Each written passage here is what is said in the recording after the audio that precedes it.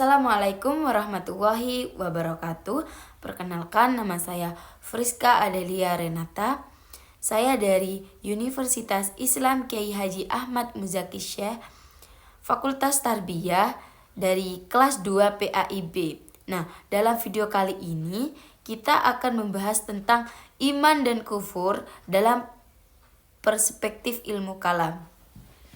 Ini adalah salah satu tema sentral dalam pembahasan ilmu kalam karena menyangkut status keislaman seseorang terutama saat terjadi dosa besar. Nah, kalau kita mulai dari pengertian iman dan kufur, secara bahasa iman itu berarti percaya. Sedangkan dalam istilah ilmu kalam, iman itu mencakup 3 hal. Yang pertama tasdik atau membenarkan dalam hati. Yang kedua ikrar atau pengakuan dengan lisan dan amal atau perbuatan nyata sesuai ajaran Islam. Sedangkan kufur itu berasal dari kata kafaro yang artinya menutup atau menyembunyikan kebenaran. Dan dalam konteks agama berarti menolak ajaran Islam. Selanjutnya ada beberapa pandangan dari sebagai aliran teologi Islam terkait definisi iman dan kufur ini. Misalnya menurut Khawarij, iman itu harus mencakup amal perbuatan. Jadi kalau seseorang melakukan dosa besar, maka menurut mereka orang itu otomatis jadi kafir dan keluar dari Islam. Berbeda dengan Murji'ah, mereka justru berpendapat bahwa iman itu cukup dengan hati dan lisan saja. Amal tidak memengaruhi status keimanan. Jadi, pelaku dosa besar tetap dianggap mukmin menurut pandangan mereka. Lalu ada Mu'tazilah yang mengambil posisi tengah. Nah, mereka itu punya konsep yang terkenal namanya al-manzilah baina al-manzilatain. Artinya posisi di antara dua posisi. Jadi orang yang berdosa besar itu gak bisa disebut mukmin, tapi juga gak disebut kafir. Mereka dikategorikan sebagai fasik, tapi tetap dalam lingkup Islam. Ya, hanya saja tidak bisa jadi imam atau pemimpin umat.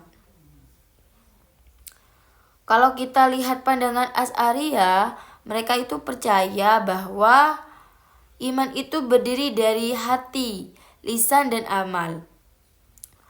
Tapi mereka nggak mengkafirkan pelaku dosa besar. Mereka itu bilang iman itu bisa naik dan turun.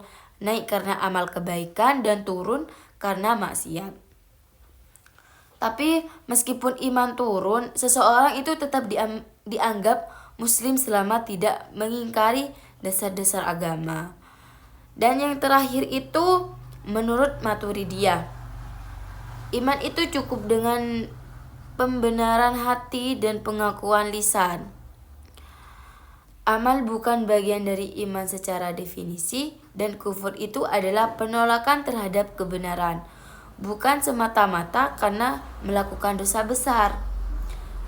Nah, dari semua pandangan itu kita bisa lihat bahwa masing-masing aliran itu punya sudut pandang sendiri, tergantung bagaimana mereka memahami konsep iman dan kufur. Tapi yang jelas, ini bukan sekedar persoalan teoretis. Pandangan mereka ini juga berdampak pada kehidupan sosial keagamaan. Misalnya, soal boleh tidaknya jadi imam, hukum waris, dan status keislaman seseorang. Nah, sebagai penutup kita bisa menyimpulkan bahwa iman dan kufur dalam ilmu kalam itu bukan hanya urusan keyakinan di hati, tapi juga terkait erat dan sikap hidup dan status sosial keagamaan seseorang.